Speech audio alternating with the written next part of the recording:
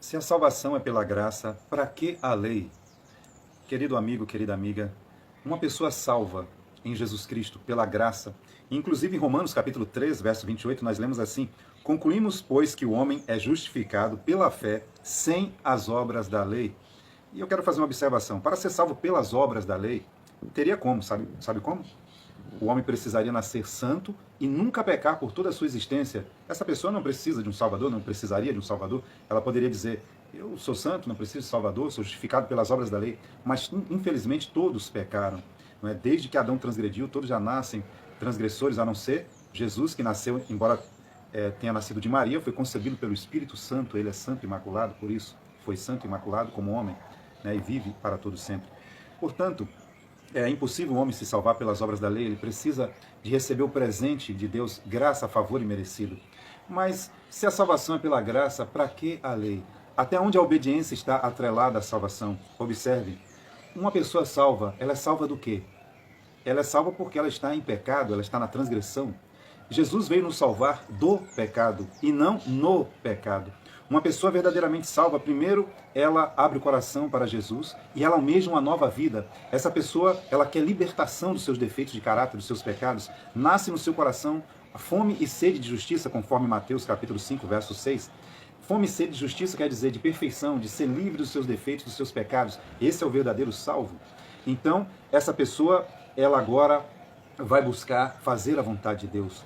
E é nisso que a obediência está atrelada à salvação, pelo fato de que o homem, ele caiu no pecado, ele se tornou transgressor da lei. Jesus veio nos salvar do pecado, e Tito 2,14 diz: ele se deu a si mesmo por nós para nos remir de toda a iniquidade. Então, a redenção, ela prevê não só a justificação do homem, mas a santificação do homem, a limpeza do pecado. Não tem como uma pessoa ser salva no pecado. É aí que entra a obediência e as obras. Ela vai entrar automaticamente. Se eu sou salvo do pecado, eu quero me ver livre do pecado. E para onde eu recorro? Qual o padrão de justiça? A santa lei de Deus, obviamente. E desde que Adão pecou, porque a Bíblia diz que Adão transgrediu, Romanos 5, verso 14, e Romanos 4, verso 15, onde não há lei, não há transgressão. Mas não havia lei no tempo de Adão? Como assim? Não havia leis escritas. A lei escrita veio a partir de Moisés. Eles não precisavam de leis escritas até Moisés. Mas era a mesma lei. Adão transgrediu, precisava de redenção, o salário do pecado é a morte. Jesus pagou, não para permanecermos no pecado. A lei é tão sagrada, querido amigo, querida amiga, que Deus preferiu que o seu filho morresse, ao invés de anular a santa lei. Você entendeu isso?